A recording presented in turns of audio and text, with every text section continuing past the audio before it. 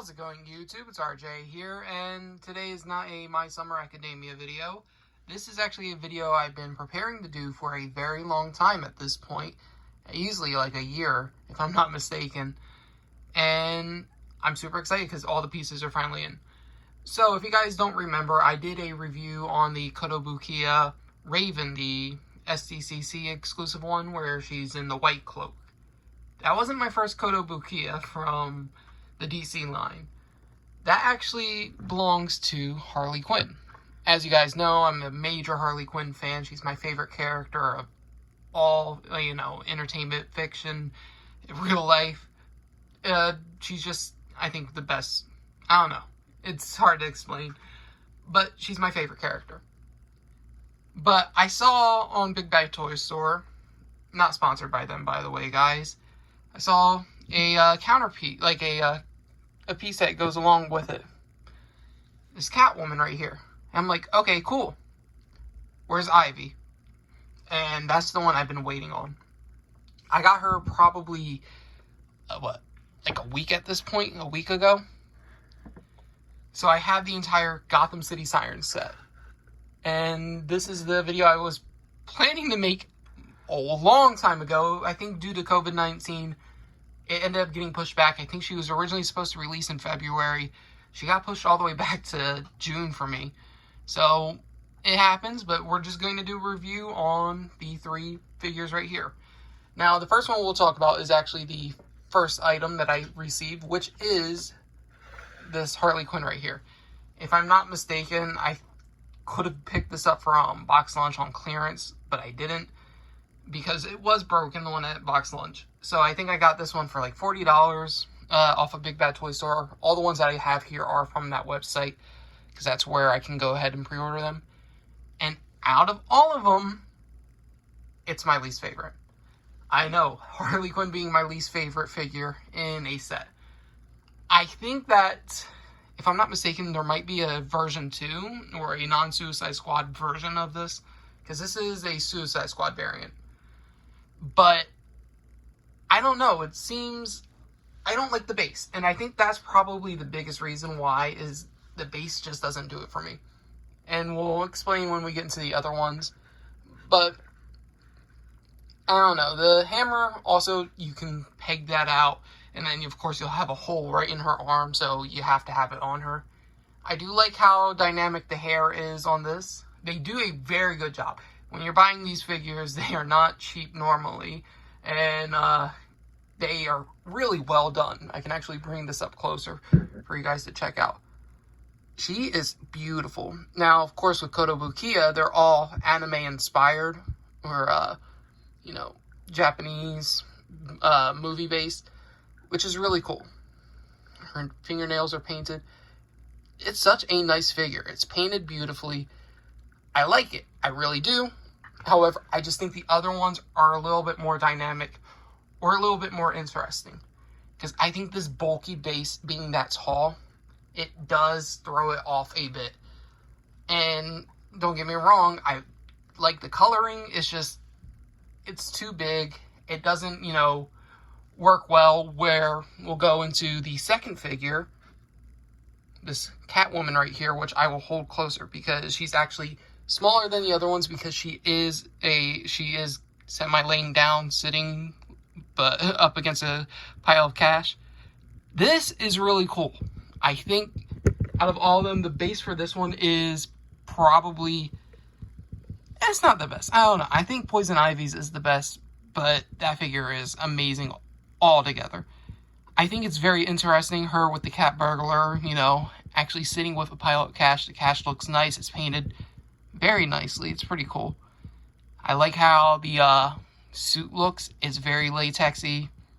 Make sure you do wipe it down so that way it shines better. But it is fantastic. She just looks beautiful.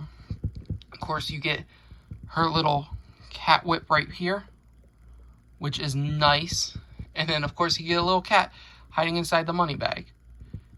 It's a very, very gorgeous sculpt. I am absolutely in love with this, especially because they made the coins a variation of silver and gold, so it makes it stand out a lot more.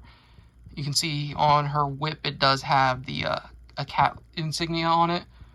Her face is just gorgeous. Like, that is fantastic, guys. And I have to take this up close for you guys to see it, because as you can see, she scales very small against the other ones. She's, if you guys collect pops, she's shorter than half a pop box, which is fine, because it fits with her. And if you compare what her size would be if she was standing up, she'd fit it right along with these two. So it's really nice.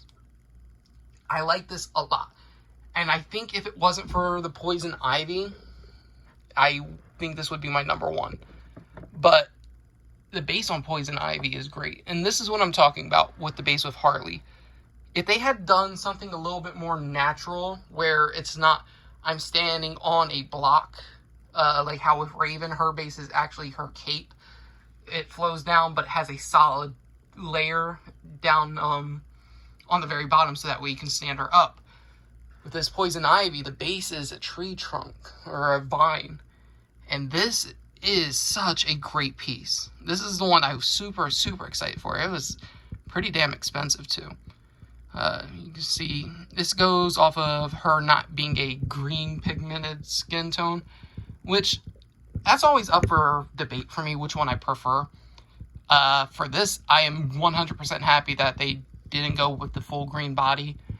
But the green body doesn't bother me. I like it in the Harley Quinn TV show and Batman the Animated Series, the new Batman Adventures, right?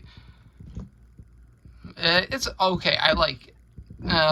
But this right here, it just makes everything pop. You get the little flowers in her hair. The vine wraps all the way around. And of course, it has a Venus flytrap style to it. The hair on this is fantastic. It is it's so dynamic, and that's the thing I really do like about this. Even though the Catwoman is just laying down, it's dynamic in the fact that it's posed like, you know, it has, you know, how do I explain it? It just has movement to it. It's just crazy good. It's how I love these figures, and I do have a lot more on pre-order that I might cancel. I do want to get the Starfire one. If I'm not mistaken, there is a Starfire one. I hope I'm not thinking of the wrong one. But if we look at the back, the hair sculpt on this is great here as well. We can look at the base itself. It's really good.